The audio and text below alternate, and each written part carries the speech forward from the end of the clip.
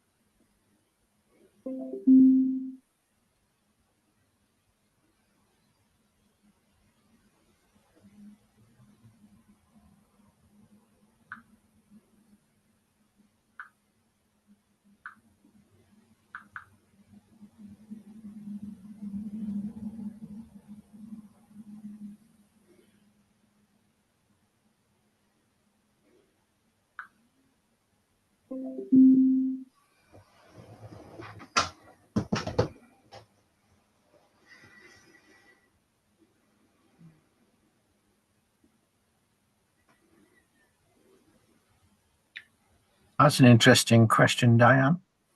You've seen in the chat there from Callum. Let me just have a look. Yeah, I think the answer will be yes, but not quite sure how. That'd be interesting. It's CPD, isn't it? Mm.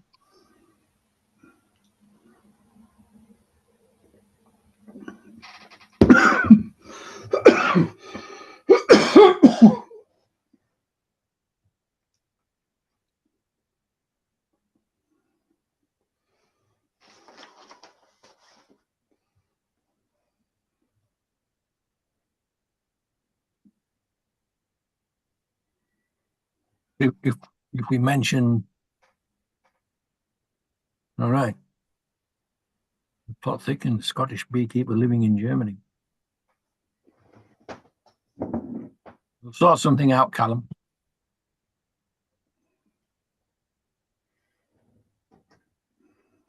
Somebody in from South Africa. You've got global audience, Michael. Worrying.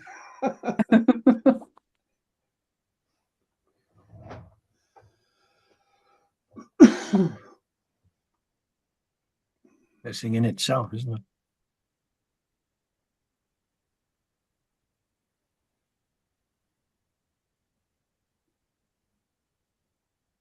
Don't worry, Ian, everybody's capable of typos. I'm looking at the chat there. And,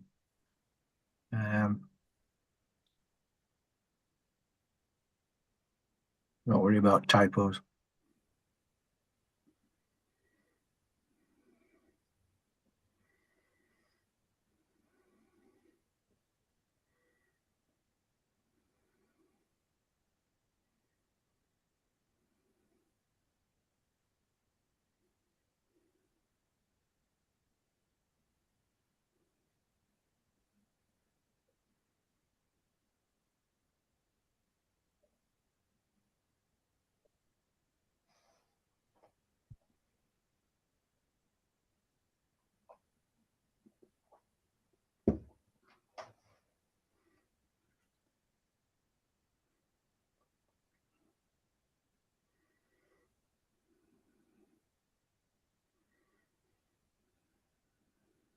I will collect all the questions, and any we don't get through, we'll ask Michael to answer later.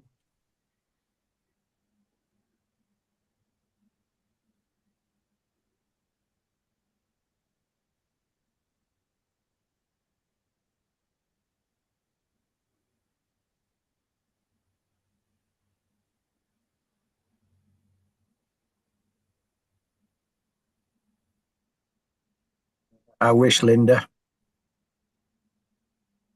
Will be nice. I'm going to enjoy one later, though. Linda's asking if my glass is a pint of mead, but I've got that lined up for later.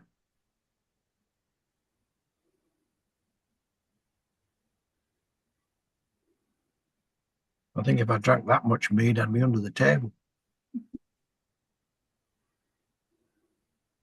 I nearly bought my prize-winning mead up to sit behind me, and then I thought better of it. It only got a second.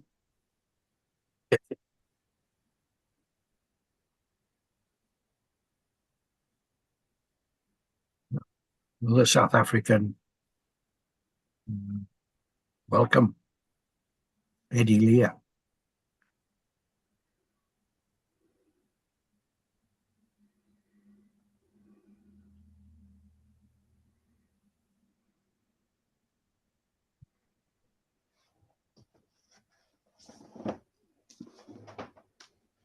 Two minutes to go, Michael.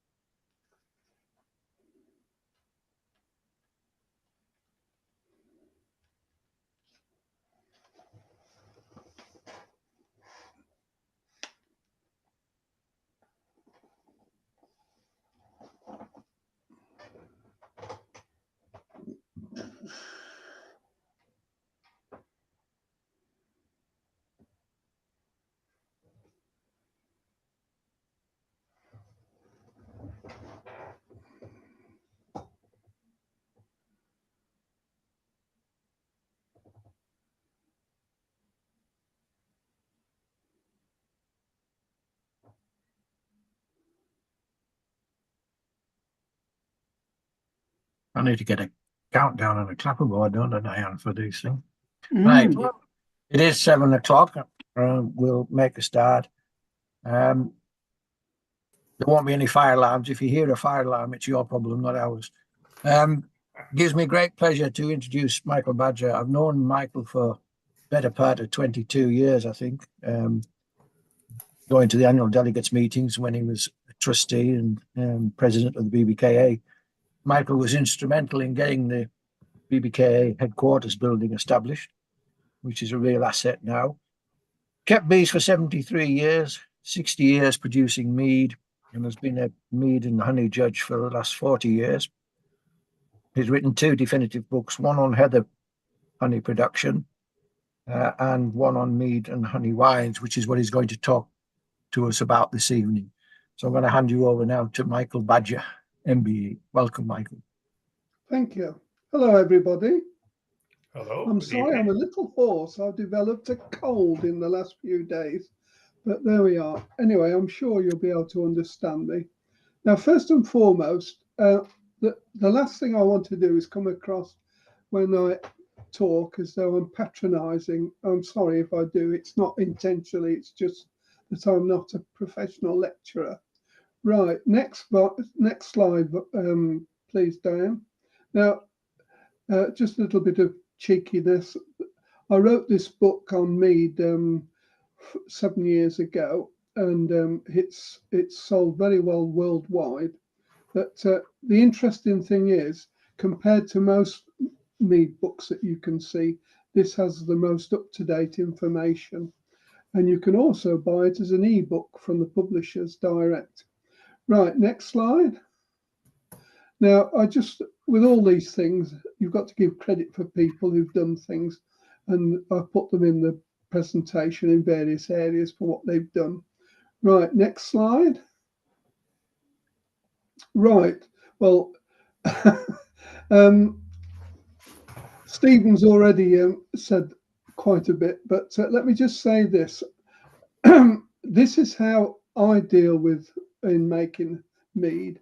every wine producer has his own methods that meet other people, learn from and prosper. But one of the best things that you've got to remember is that with making any mead, wine, or anything to do with making alcoholic wines is utter cleanliness. You must have clean, sterilized equipment throughout. If you don't, you'll end up with a failure. And best meads always come from first-rate ingredients. Right, next. That's a bit of toffee, which I've shown, because even a mead can win the best in a show. And that was some years ago, what, 14 years ago? No, 15 years ago. Right, next. Now, if you get the right materials, and I mean the right honeys, you can make some beautiful wines.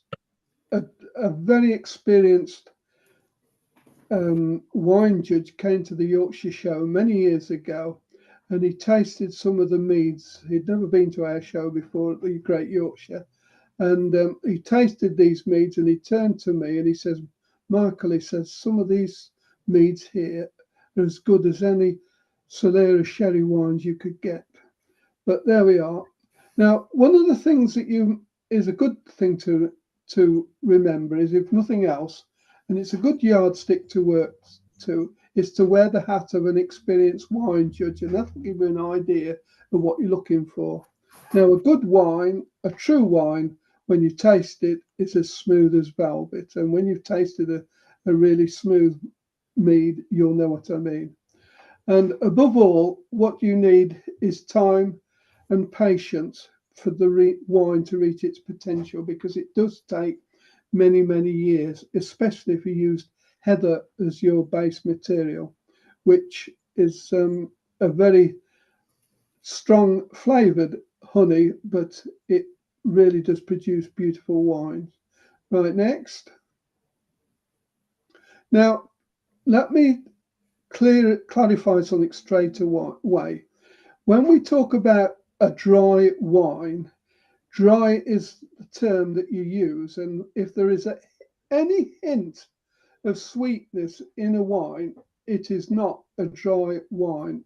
And the best wine I can give you as an example, if you get Tio Pepe sherry and you taste that, that is what a true dry wine should be. And it's the best example I can give you. Now, the other thing is there's a lot of confusion about specific gravity and the use of the hydrometer. A hydrometer does not measure the dryness of a wine. It's there as a method of calculating the strength of a finished wine that you want. So you start off measuring its specific gravity, and as you add honey to it, you increase or decrease it accordingly. And that is really what a hydrometer is for. And it mustn't be confused with a tool for determining a dry wine. It isn't. Now, a sweet wine is, as its name implies, when it's finished. And sack mead is a very strong, high alcohol social dessert wine. In fact, it's one of those that you can't drink a lot of, because if you do, you know, it's quite powerful.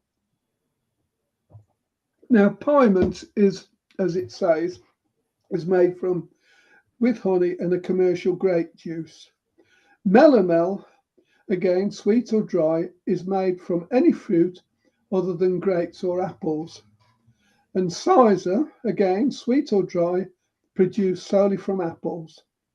Now, metheglin, this is really a sweet or dry piment, and where you add spices and various other things. And that is what it is. And Hippocras is generally a dry piment mead with spices and no herbs. And country wines are sweet and dry wines produced from vegetables and using mixtures of honey and cane sugar. And lots of country areas, depends where you live in the world, everybody has their own little ideas of what a country wine is. Right, next. Now, when you're producing a wine, especially if you're producing it for the show bench, is colour, and you aim for a star bright one, and that is, when you see star bright wines, you'll know what I mean. It absolutely glistens. Viscosity, these are the legs or tears. These are the telltale signs of the alcohol content that's present in the wine. The bouquet is the odour when you take it in a glass and nose it. Tasting, again, if it's smooth, velvet-like, immediately pleasing when tasted. Then you want flavour, which must be distinct, pleasing without any off flavours at all. And balance, and that is where the alcohol is in balance with the acids, tannins and honey, and that comes about really in the tasting of it. And weight, that relates to the amount of alcohol present in the wine. And body, the wine's strength in taste, light or bodied. For instance, a red wine is invariably a much full-bodied wine compared to a light one, and that is between dense and heavy. And length, that is the length of time the wine's flavour stays in the mouth after swallowing, and that is what a lot of the final, one of the things judges look for. Right, next. And this is just a simple shot showing you how accurate you need to be when you're divvying out your chemicals that you're going to use when you're making the mead. And you get the right, if it says half a teaspoonful, you get a teaspoonful measure and no more, no less. Right, next. Now, the ingredients for honey, for making mead, are honey, water, yeast, tannin, permitted ingredients, and that is mainly for exhibition purposes, cleanliness, which is next to godliness, the equipment needed, and cellarcraft. And cellarcraft is a much underestimated procedure, which we'll touch on towards the end. Right, next. Now, honeys that can be used. Now, I can only speak really what in the United Kingdom, and flower honeys, which are mainly clover, blackberry, roseberry, willow herb, or fireweed is in the States, and water balsam. Tree honey, sycamore, lime, linden, horse chestnut, sweet chestnut. And if you're lucky in the north of England and Scotland, ling heather. Very strong flavour, needs time, and above all, patience. Now, you can also use cappings. Once you've extracted your honey, the cappings have honey on them, and you can use those. But make sure when you do that you don't add any pollen or propolis into it. Otherwise, you'll find that it will interfere with the honey. Now, honey's not to be used someone's just popped up and said about dandelion. Well, I didn't mention dandelion because it is a strong flavoured honey, and it's it is strong flavoured. But there we are. Now, honeys that shouldn't be used are rhododendron, rape, eucalyptus, ivy, manuka, leatherwood, and ragwort. They give off very strong flavours that are very unpalatable in the mead. Right, next.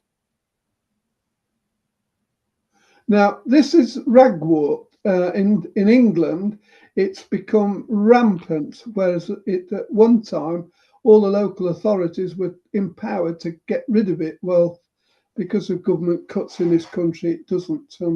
It's just allowed to go. Now, one thing I will tell you about it, if you get ragwort honey, store it in plastic food containers and let it granulate out. And once you've done that, you'll find that the nastiness of the ragwort has gone. But if you have liquid ragwort, it is vile. Right, next.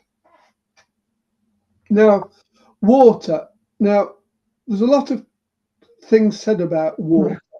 Some people use say you should only use mains waters. Others say you should use rainwater. Well, whatever you use, it's up to you. But one thing about mains water, it generally contains all the trace elements. Some parts of the country that you need to add magnesium sulfate, that is a pinch of Epsom salts, but don't overdo it. And then others, you've got masses of chlorine and fluoride within the water. And the best thing I can say for that is to draw it off and stand it for 24 hours to allow the gas to dissipate, keep stirring it around and get rid of it. Now, if you use water from wells or boreholes, be careful because there may be pathogens present and you need to boil it. Now, rainwater is ideal, but you may need to add some magnesium sulfate to it. But don't take water from anything other than a conservatory or a greenhouse or where there are roof tiles, but definitely no asbestos garage roofs or felt roofs because you'll introduce stuff there that you cannot shake or get rid of. Now, bottled and spring mineral water, not recommended for mead making as they truly lack the essential nutrients. Now, in areas of high presence of lime, you may need extra tartaric acid, but it's often added at fermentation stage. But whatever you do, use it sparingly. Right, next. Now, the yeast. This is a topic, and it's a very wide-ranging topic. And today there are far better yeast today than there has ever been. And these are the ones that are most common. You get a general purpose yeast, which, as the time implies, you can get a champagne yeast, which is very good, very good mead for a white wine, when you want to using white honeys. The Gervin ranges, there's several of those, and then from Canada, the Lalvin ones. And a more recent one that's becoming quite popular is Mangrove Jack's all-purpose yeast. And there's another one that's fairly new, Bulldog Brew. But pick whichever one you want to use, and it's what you prefer, not what I prefer. But these are the ones that's available. Right, next. And this is just a typical slide showing what a typical budding yeast looks like. Right, next. Now, in every wine that you make, you must have some sort of tannin. It contributes to the wine's structure and adds to its taste. It's a key component for any age-worthy wines.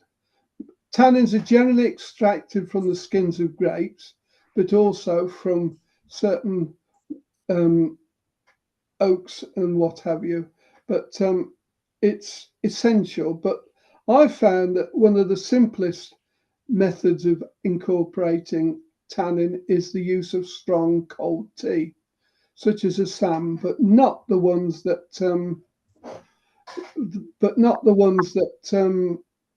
have flavour like I'm trying to think of it, the posh teas as there are. And if you use tannin that you can buy in chemical form, what I suggest you do is that you add it into the chemicals that you're adding and sprinkle, shake it up and mix it well with it, because it's a very difficult thing to introduce into the must when it's working. And another note of caution is there are lots of things on the internet about adding concoctions and things. Be very wary of that. Steer clear and stick to the commonly used ones. Right, next. Now, there is a trend not to use chemical additives in winemaking? Well, the only thing I can say is that if you do, you'll produce, if you don't use chemicals, you'll introduce an inferior product, and it'll end up being spoiled. It'll taste like cough mixture, all sorts of things, and it will also waste a good honey.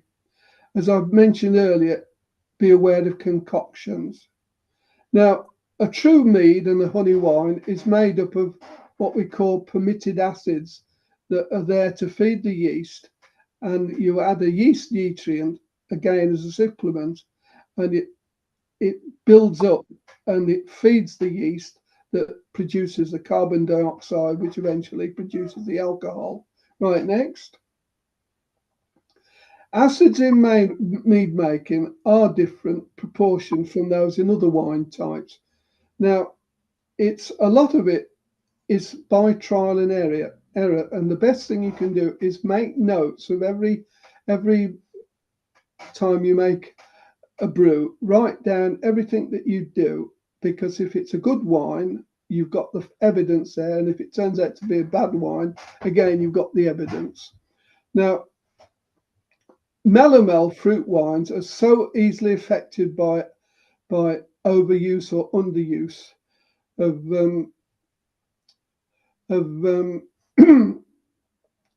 certain chemicals. Now, don't overuse acids, because they will ruin the final flavour, and it's more often bad than good.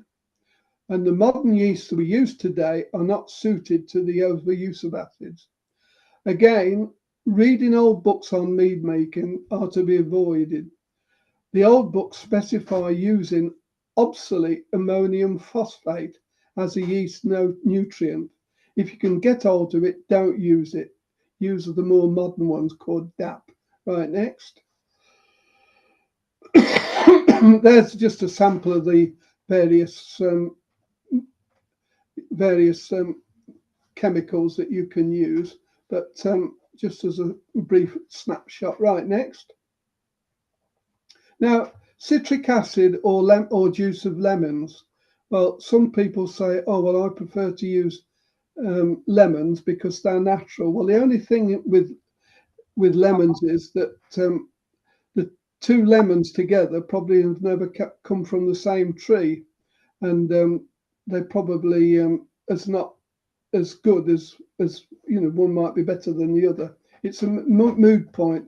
My view is use citric acid rather than the juice of lemons, but it's a personal preference. But that's the pitfall. Remember that no two lemons come from the same tree. Right, next. Now, other additives that added to a must for a non-show exhibition finished mead. There are a lot of mead makers who consistently add fruit and other potions to a must to enhance its finish. Well, that's fair enough, but it's not fair to add these things into an exhibition mead. Now, in show terms, what I'm saying is that if you add any fruit, no matter what it is, an ordinary mead becomes a melomel, a fruit wine. Now, there are only two judges I know in this country, when I say in the United Kingdom. That's Michael Young from Northern Ireland and Erica Osborne. The only two mead judges I've ever come across that can detect any imposters in a mead, and I've seen them in action twice. So it's unfair on the exhibitors if it says, that you've got to stick to a recipe and stick to it. Otherwise, I think it's just unfair. Right, next. And this is just a typical slide, just to break the monopoly up, of another judge who was pretty good on the mead scene, Gerald Moxon. Sadly, he died some years ago. Character in his own right. Right, next. Now, these are the things that people often put in meads to try and improve it. Well, what I'm saying is it's unfair, but sultanas, raisins and bananas and other fruits are often used, and spices are added and herbs. And again, everyone that you add is really taking it away from a true mead. Now, grape juice to the must makes a wine a piment mead. Now, when we say grape juice, we're talking about commercial use juice, not the stuff that you buy in the supermarket for, to have as a breakfast drink. Now, the addition of apple juice to a must makes the wine a Caesar mead. Now, some people add hops to their mead when it's fermenting, and it definitely adds bite to a mead. But again, it's not permitted under UK show rules unless stated, and it's very rare that they ever say add in hops. Right, next. Now that's a typical area of where I store my meads. When they're laid down, I lay them down in a place where there's very little traffic, where there's no vibration or anything. So, and in the cool temperature and out of sunlight, and they're left there for several years, just laid on the side. Right, next. Now, permitted ingredients again, we come to the acids. Now, these acids are there to help the yeast bud and increase in growth, and it's just like it's a food to them in simple terms. Now, the absence of acids will definitely introduce off flavors to a finished wine. But again, when I said about adding the acids, you must add them in the proportions recommended. And wines you'll find that are devoid of acids acquire a taste very often that tastes like cough mixture. And I'm sure some of you who've been judges on honey shows will have come across them. Now, if you don't use acids, the must will lag, and that means it'll take a long time to ferment out. Right, next. Now, the addition of these nutrients gives the yeast sufficient nitrogen, which is so essential for the yeast to mature. And it's essential that the correct amounts of the nutrient are added. And the most important one is diammonium phosphate, DAP. It's the mainstay of nutrients used in current wine production worldwide. And it certainly is a wonderful improvement on the previous ones. Now, as it's become very popular, the modern day nutrients have add a dietary supplement needed for the budding yeast, including with it zinc and manganese, magnesium, and many other things that are so necessary for a nutrient for the yeast to feed upon. Right, next. Now, there are several nutrients available. I recommend, so when I say I recommend, there are 3 recommended ones: Fermade K, Gervin Minovit, and Go Firm. Now, the Fermade K and Go Firm are quite expensive, but they really do the job properly. And you add them at the rate shown on the with the packaging. Now, because the water you use, whether it's hard or soft, it may be necessary, and I recommend it always, to add a tablet of vitamin B1 or a tablet of vitamin C, and just as an addition to a fermenting mead. Right, next. And that's what when they finished fermenting out, and that's what they will look like. Start to look bright, star bright, and that's what they look like. Now, one of the essential things of that photograph is that is to have proper tie-on labels, and also, if you look at on the right-hand side, those special airlocks to make sure that if it can breathe, as you might say. And use time labels and use black reproductive ink. Don't use blue ink because they'll fade over time. It's most essential to have these time labels. Right, next.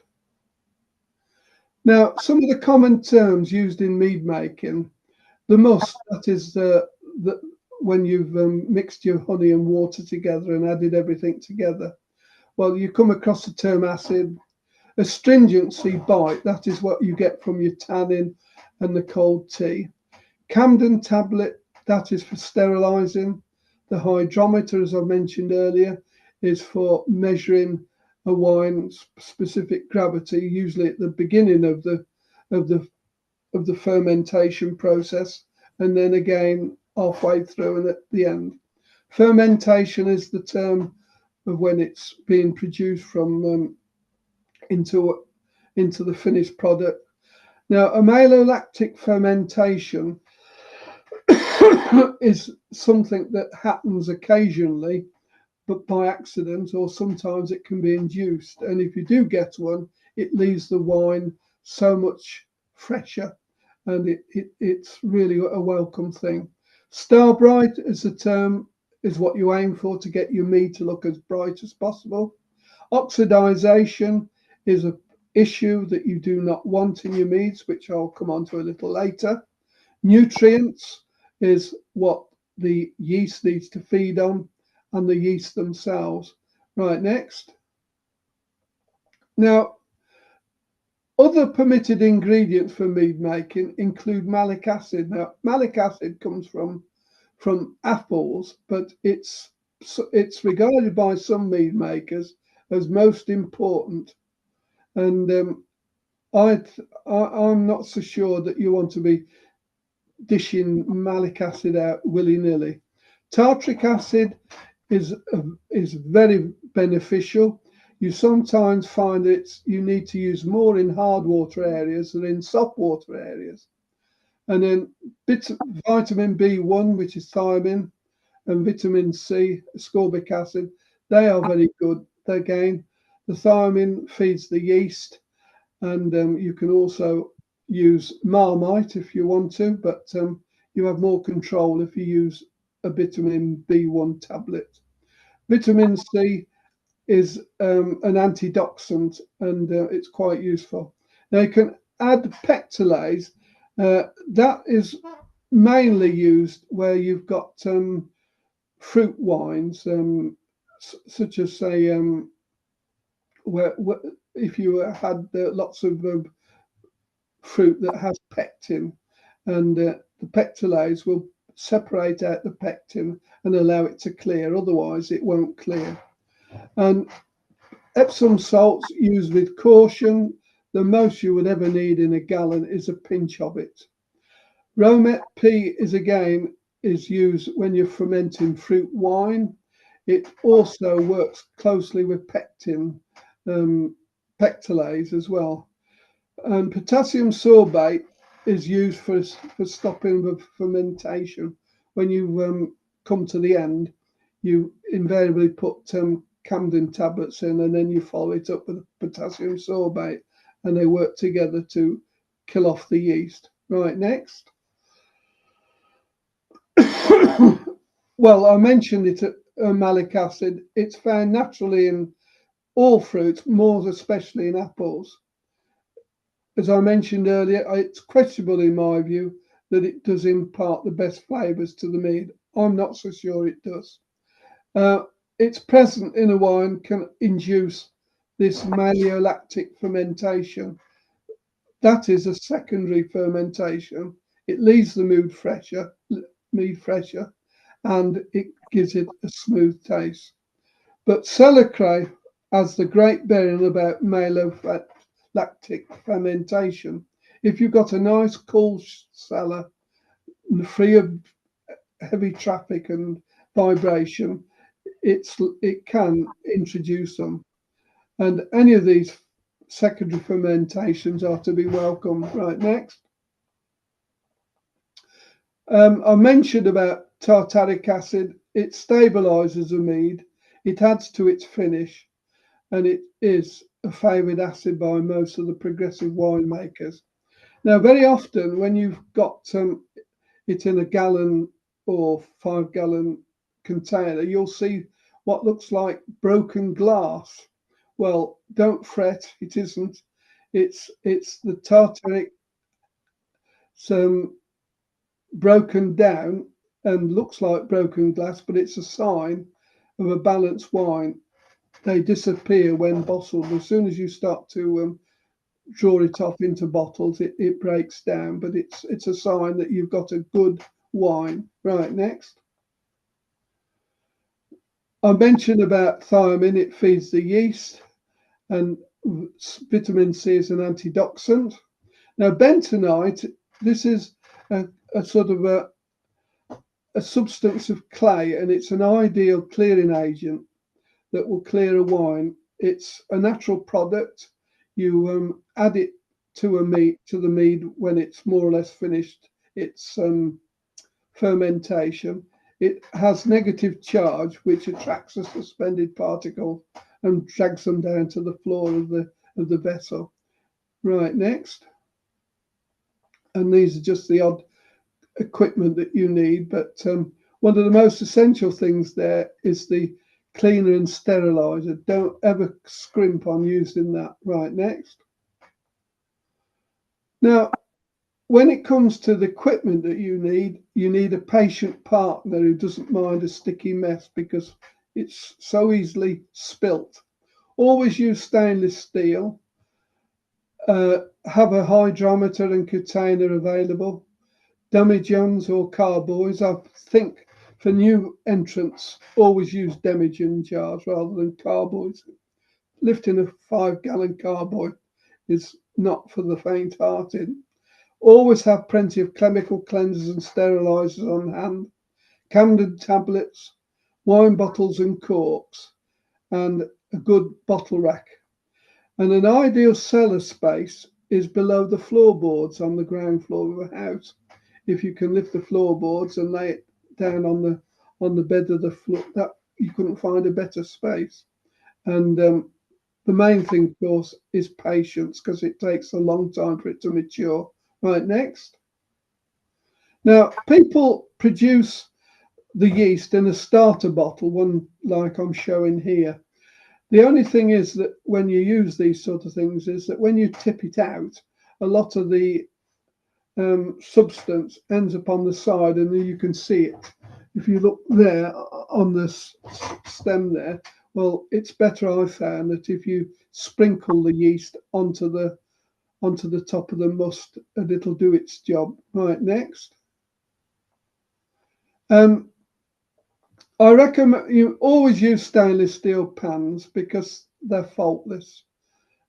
Avoid, as I say, 5-gallon carboys if you're new to it, because they're very heavy to lift. And if it goes wrong, look at all the honey you've wasted. Get more confidence before you start to make it in bulk. You need a cooking stove, plastic tubing for siphoning off the liquid off the must. You need airlocks and corks and all the other things that are mentioned there. And an ideal thing is a nice Pyrex measuring jug. Right, next. Now, this is Chempro, which is a sterilizer and cleaner in one. It's the best on the market.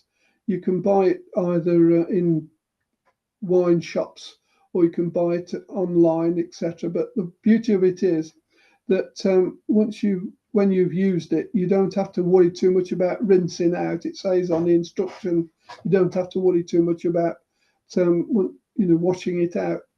Right, next. Now let's get down to what most people want to do, is to build up and make we'll say a dry mead. I recommend 3 pounds of good honey, and it must be free of wax and propolis and anything else. Get the acids already mentioned, nutrients, and water if it's from the tap. Allow it to stand for 24 hours to dissipate the chlorine in the fluoride. Tannin or cold tea. Someone mentioned earlier black tea. Well, that's fine as long as it's non-scented, and the vitamin tablets. Right, next. Now, that's just to break up the lecture. I'm there having a proper ISO glass for testing the aroma or bouquet of the mead. Right, next. Right, now getting down to the nitty-gritty, you must never ever underestimate absolute cleanliness and sterilizing of equipment. If you've got a demijohn and it's got a piece of stubborn dirt inside, you must get it out. You must get it removed. If it means filling it up with some really strong what do they call it? Not harpic. I can't think of the name of it now. The very strong. Oh dear, I'm having a mental block now. But Bleach. Bleach. That's it. And you must get, if you see any bits of extraneous material, it has to be removed, because you can't sterilize it and you can't disinfect it, because it can't get through to it to kill off any of the pathogens there. So if you've got anything really stubborn, use bleach, but be very careful with when you're using bleach, because it's very, very toxic in more ways than one. Now, what I suggest is this: once you've got everything spick and span and clean, dissolve the honey in 3 litres of water. Though we're trying to make a gallon of water, don't forget the honey itself has liquid in it. So now dissolve it in 3 litres of water. And what I suggest is you pasteurize it. That is, you heat it gently to 55°C for no more than 5 minutes. And then when it gets to 5 minutes, that's sufficient. Skim off the froth, but don't heat it any more longer than 5 minutes, because all you will do is add issues of making it difficult to clear. Now, then, once you've got it clean, down to a reasonable temperature, you can add the nutrients, the acids and the tannins and vitamins, etc., and stir them in while the liquid is fairly warm, and they will dissolve that much quicker. Some people don't, they add it in cold. Well, it's up to you which way you use, but there's nothing wrong in adding it while it's warm. Shake it vigorously to get these additions dissolved. Don't worry about adding oxygen, because that's there to feed the yeast. So at the very beginning, you need plenty of oxygen, so you can't overdo it. Now, when it's cooled down to about 20°C, you can add it to your demijohn jar, but I suggest you don't fill it any more than 2/3 full. And then add your bentonite. This is this clearing agent. The instructions on the that come with it, and you'll find that you can add that up as you go along, and away we go. Now, someone's saying how much acid. Well, you look at the instructions that come with the when you purchase it, it tells you how much to add, and it's generally no more than about a teaspoonful. But read the instructions that come with it. Right, and when it's cooled to 20°C, someone's saying why not? Why not what? Sorry. That's to do with water from a dehumidifier, Michael. Sorry? It's somebody asked a question about using water from a dehumidifier. Well, it's like bottled water. It's I wouldn't use it at all, because it's completely free of any of the natural nutrients that you want that are common in water. you know, it's distilled water, in other words. I wouldn't use it at all. You'll find that it won't work. Right. What I suggest is once you've what I suggest that when you to add your yeast into the demijohn jar is to get a piece of newspaper. When I say newspaper, it's just sufficient that you can form a collar that goes down inside the top of the neck of the demijohn, so that you can pour the yeast, because it's a powder and it doesn't catch the sides of the glass, and it goes directly down onto the top. And then don't stir it, just leave it to spread out on its own. Add an airlock with a sterilized bung, and again, they must be you know, you must have sterilized them, and then put the bung and the airlock in place, and then fill the airlock with either something like glycerine is a good thing, but if you use water, you've got to keep an eye on it that it doesn't dry out. And generally within an hour, the fermentation process starts to be visible, and just leave it as it is. Someone's saying they use vodka. Anything, you know, that won't dry out. And someone's saying, does bentonite have? I didn't see the rest of it. And then put the demijohn there somewhere out of draught, in a sort of a warm place, so that it can start working and get the yeast to start budding. And you'll see usually within an hour, you'll see the bubbles starting to move through the fermentation chart. Right, next. Now, that is the reason why I suggest that you only fill it 2/3 full. Now, that is a typical mead that I make with heather honey, and heather honey can be quite vigorous and ferocious. And if you've filled it right to the neck there, it'll all come flowing out through the fermentation tube, and you'll be in a terrible mess. And in fact, you'll ruin it. So always fill it 2/3 full, and once it's died down, you can add the rest of it to it in stages until you fill it up. Right, next. Now, save the remaining must in the sterilized container. You can put it in the fridge out of the way, but once the initial primary fermentation is over, that is when you can keep topping it up, and with the retained must.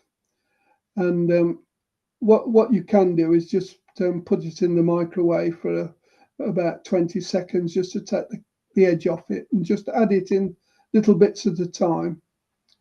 And then once the fermentation is complete, and people say, well, how do I know when it's complete? Well, once the bubbles stop coming through, you know, and usually if you don't see one within, you know, after 2 or 3 minutes, if you don't see one, well, it's as good enough to add 2 Camden tablets and some potassium sorbate. And then what I suggest you do is then get a new demijohn jar, sterilise, of course, rack it into the new jar with a piece of tubing, again, which has been sterilised, which I'll show you a picture of how to do it in a moment. And then top it up to within the bottom of the bung with cold boiled water, you know, from the kettle. Boil some water and let it cool down, and then add it.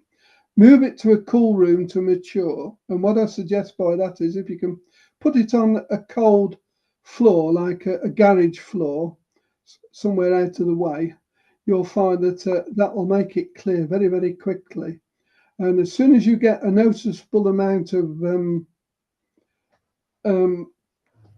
debris on the bottom of the new demijohn, rack it off again, and you'll find that the more you rack it, the quicker it will clear.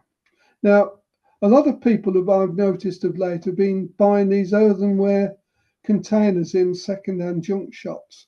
Well, don't, because they're porous and they're made and contain arsenic, so be careful.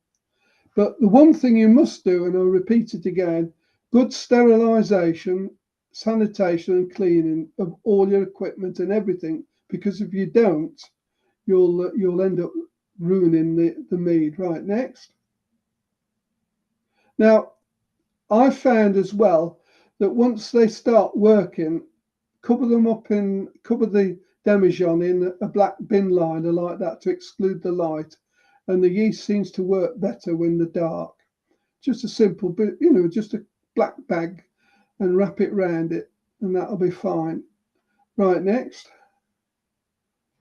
Now, I mentioned earlier about oxidized mead, and once you've seen it once, you'll know what it is.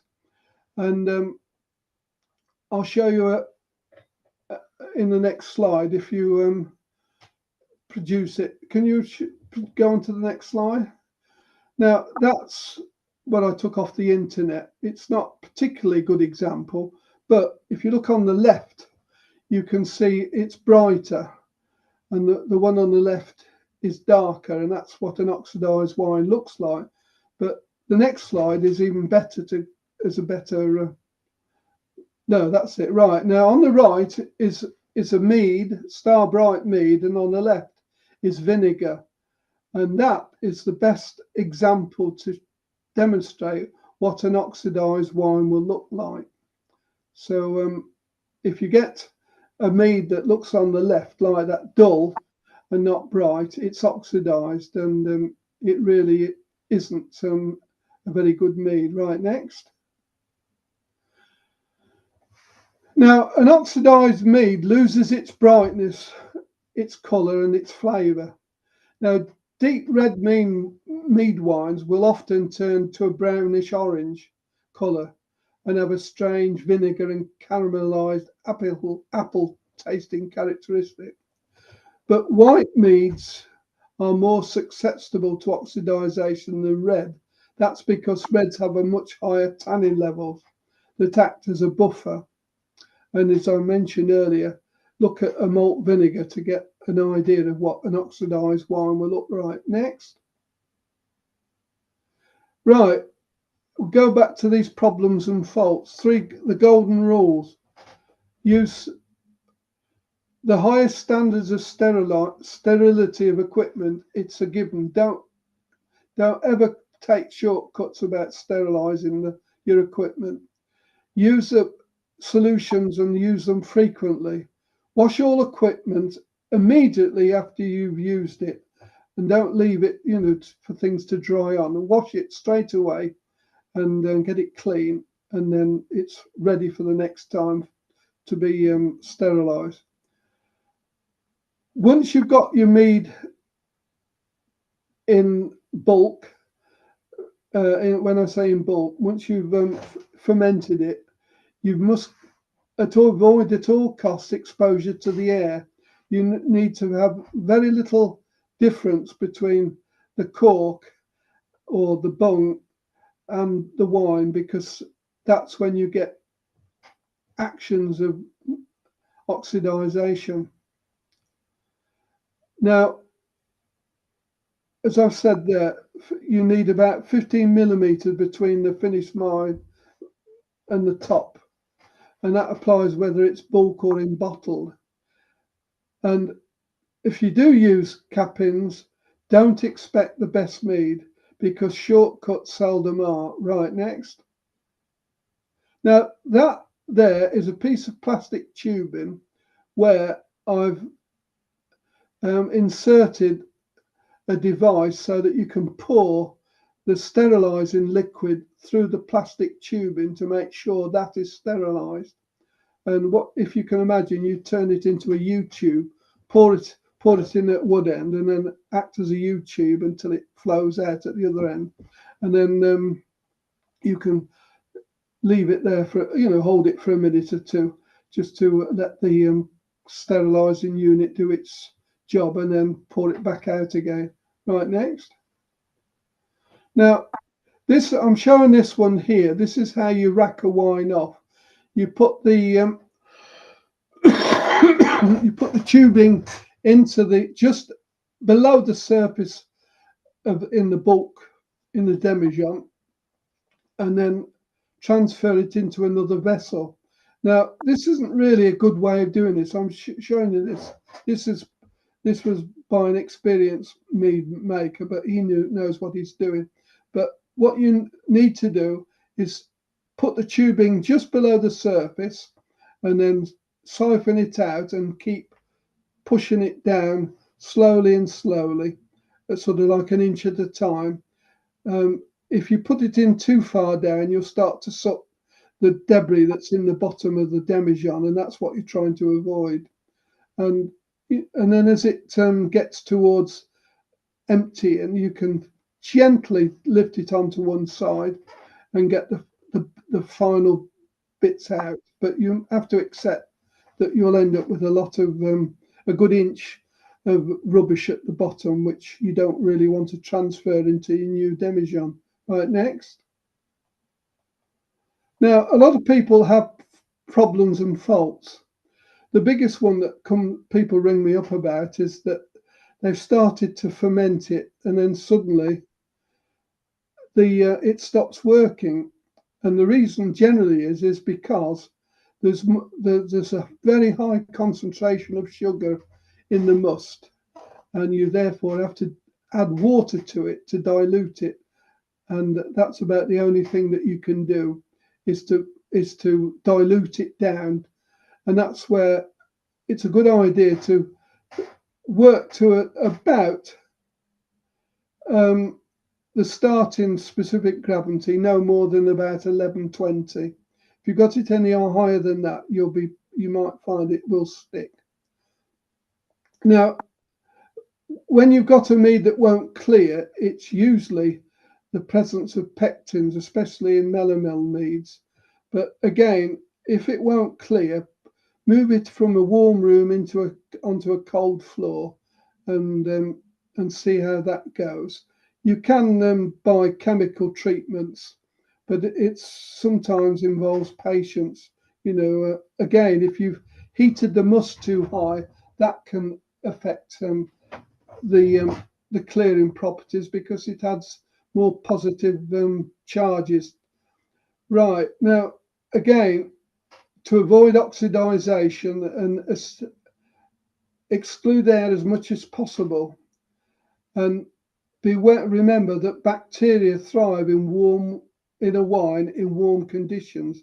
So once you've finished and got it into bulk or into a bottle, put it in a cold atmosphere, and because the bacteria doesn't like working in it, well, it won't work. And it's found that high alcohol concentrations also stop these problems. Now, people say to me that it's got a funny taste, and it's generally because there was insufficient acids in the original must. And if you don't use acid, you will end up with these funny flavors. Now, sometimes people say they've found this like an oily rope in the center of a bottle. Well, that is a lactic acid bacteria, and again, that's because it wasn't sterilized properly at the beginning. Right, next. Now, a lot of people come up with off flavors and they don't know what they are. Well, sulfites smells is generally rotten eggs, and once you smelt it, you'll never forget it. And you often get a yeasty bread smell, and others earthy mushroom, and as my father would have said, the cage of a gerbil smell. You can get lactic off flavors which have a cheese, buttery smell about them. Volatile acidity comes from the vinegar. And if you get a chemical taste, it's again through a lack of nutrients and acids at the very beginning. Now, some wines, when they're very young, you can sometimes smell of pear drops. Again, you just have to be patient and that will evaporate in time. Now, cork tainted wines occur through a poor cork and it smells like wet newspaper. You've got to actually smell it. And sometimes you can smell a wine that smells of hay bales or farmyard smells. But once you've encountered these smells, you never forget them because they're instilled on your memory. Right, next. Now, some people have said to me that to clear a wine, they put them actually in a refrigerator. Well, you can do that, but don't do it, too drastically. Otherwise, you might do more harm than good. And certainly don't put them in the freezer, which one or two people I know have done. But remember, an overheated must creates issues of positive charges to the liquor, and that makes it very difficult to clear. If natural methods seem to fail, you can get clearing agents, or you can even buy filtering agents. But if you follow these rules, you really shouldn't have much problem. But best of all, find a fellow mead maker and they might be able to help you. But there's lots of forums on the internet about it as well. Right, next. Oh, and if you're any good, you can sometimes win a prize, a trophy like that. Right, well, there we are. Any questions?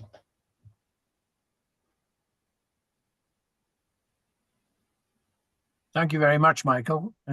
My first foray into making mead finished up with cork impressions in the ceiling. Oh, you haven't stopped it. Yeah. It was a nice sparkling mead, but a bit too ferocious. We've got one hand up. Luke, would you like to ask a question? If you want to ask a question, press the hand symbol to raise your hand, and then I'll come to you. There are some questions on the chat. Yeah, go on, Luke. Hello, Michael. Thank you very much for the talk. It was very informative. So I have one question. So I made up 8 batches of mead in November last year, 8 different demijohns worth. And one of them seems to still smell a little bit hoppy. And I don't understand why, because the original batch was like 25 liters in a big fermentation vessel. And once I decanted it out of that into the demijohns, I flavored some of the other meads out of that original batch, and they all seem to be fine and they smell really wonderful. But there is one, like I said, that just smells a little bit hoppy still. Can you shed any light? Well, did you use any hops when you were making it? No. So basically the recipe was just honey, water, yeast, and I believe some raisins went in the original batch as well. So you were making really what you would call a melomel then, a fruit wine. Okay. But that might be the answer with adding the raisins into it, you see. Okay. But just you might just have to leave it for some meads take a long time to what's the word, mature. And as I said earlier on in it, you've got to have lots of patience when you make mead, because you're in there for the long haul. But don't despair, it might turn out to be a beautiful mead. So one last question, Michael, sorry, why I've got you. So after I've decanted them from the demijohns, after they're all cleared and stuff, I've used swing top bottles to store it in, and I have actually placed it in the basement. Is there any sort of guidelines to how long they can stay in those bottles before they would potentially go bad? Well, it just depends if the air can get to them, but I would be careful there because you know you're actually a bottle can become a bomb, and I've seen them explode at the most unbelievable Yeah, times. I can testify to that, Michael. Yeah, what I suggest, if you can buy these artificial releases that fit in the top of a large demijohn jar, and I would really suggest you use those. If you look through the slides that it's on there, you'll see them on one of my slides at the very beginning, where I use them. And once you've put those in, you needn't worry too much about it. But I'll be very wary about using those Glossian slop tops because, as Simon said, you know, they're liable to explode and well, dangerous, of course. But you know, it just depends how long it is before you drink it. Okay, thank you very much, Michael. Very helpful.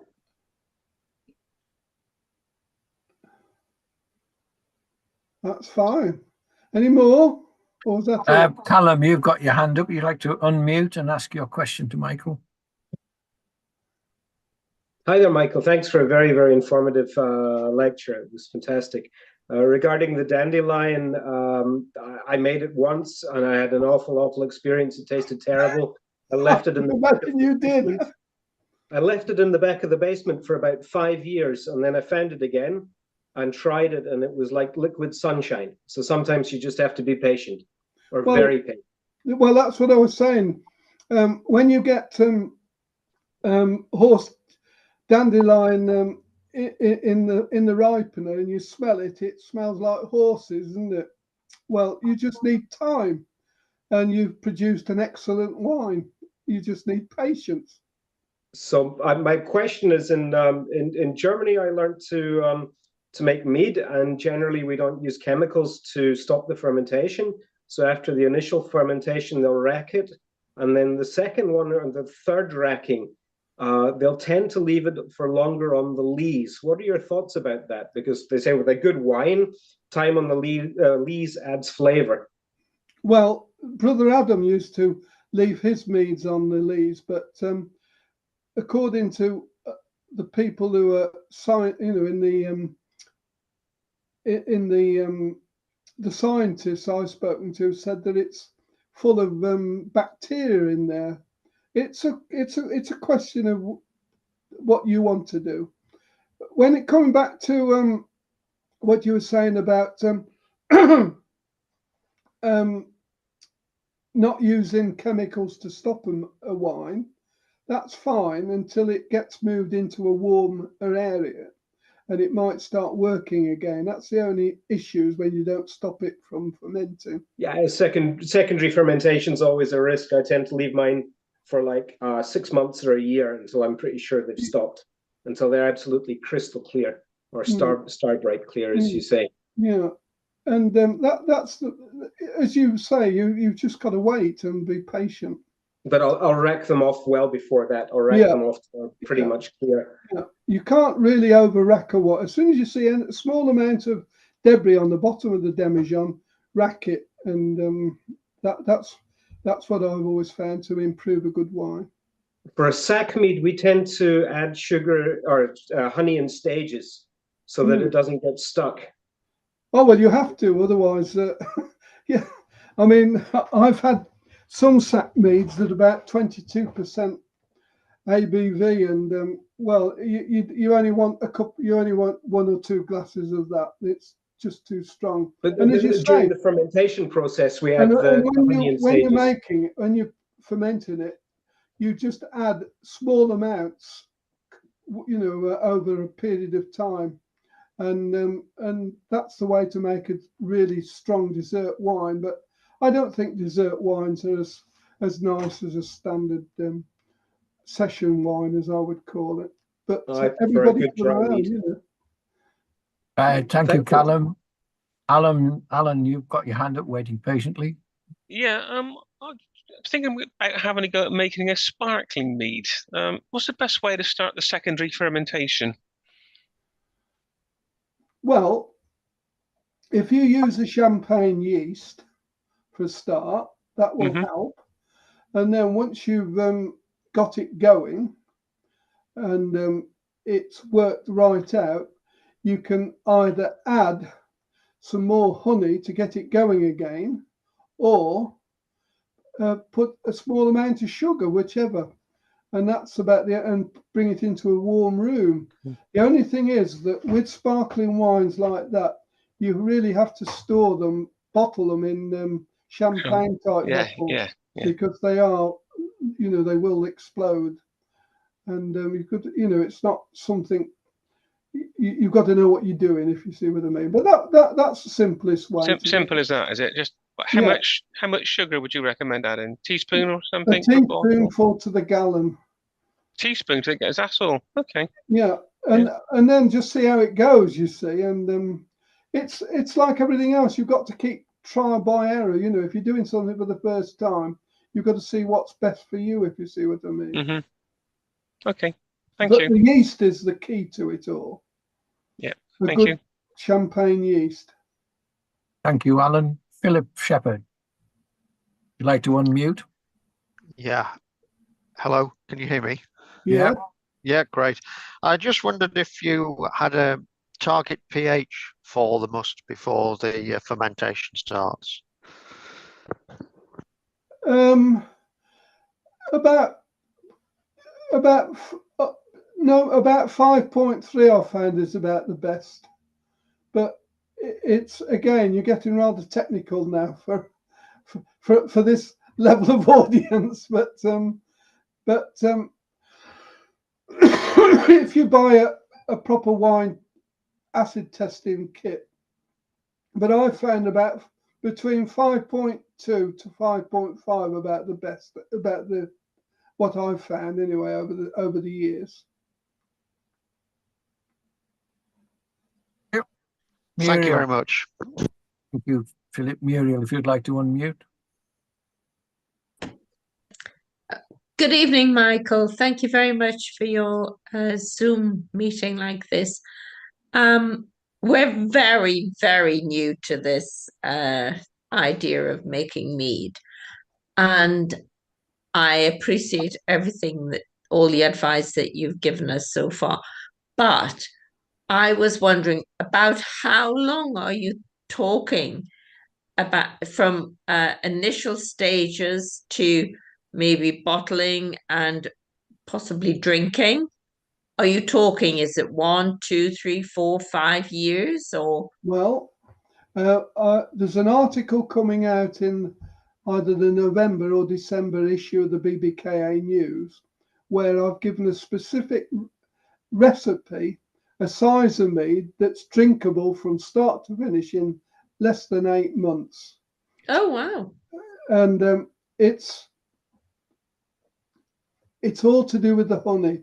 I mentioned earlier about heather honey. It's a beautiful, strong, rich, strong honey, but it takes up to 5 years sometimes, at least 3 years, before it matures.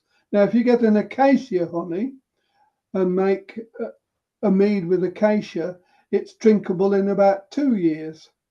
Sometimes you can get it drinkable in 1 year. It all depends on the honey, really, at the end of the day, that you use.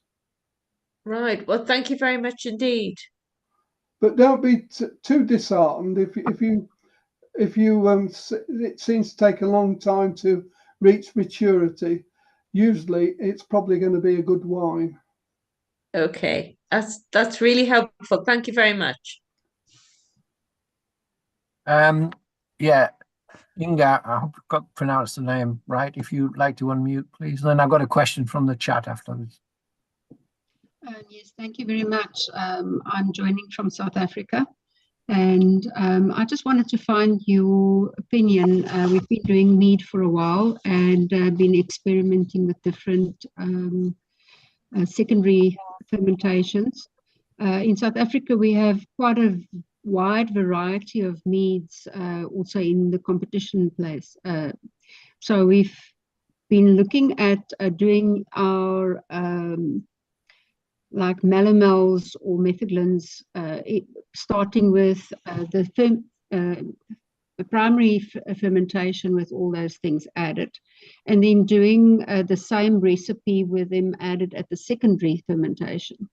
And we've actually been finding at this stage that this, if you add it to the secondary fermentation and actually restart the process, you get a much nicer flavor of your intended mix. I'm not talking traditional meads where you're only using honey, where you're specifically using fruit or herbs or spices in your recipes. That if you add it and you actually restart the fermentation, you get more of those flavors out.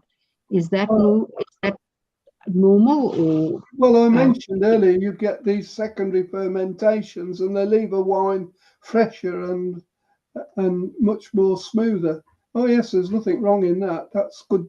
That's been a good vintner. You've got a question from Linda Schofield in the chat. You said about topping up to 15 ml below the bung. What liquid do you use to top up? Just cold boiled water from the kettle. And then I had another question here about if the home water supply is spring water and bottled water isn't appropriate, is there any alternative? Well, if you use bottled water, you'll need to add some magnesium sulfate. That's all I can suggest that you can do, and make sure that when you used all the things like tartaric acid and all the other acids as well, and you'll find that little bit of Epsom salts, as it's called, you'll find that will make up for the shortfall that you would get out of ordinary water from the tap. Does that answer the question?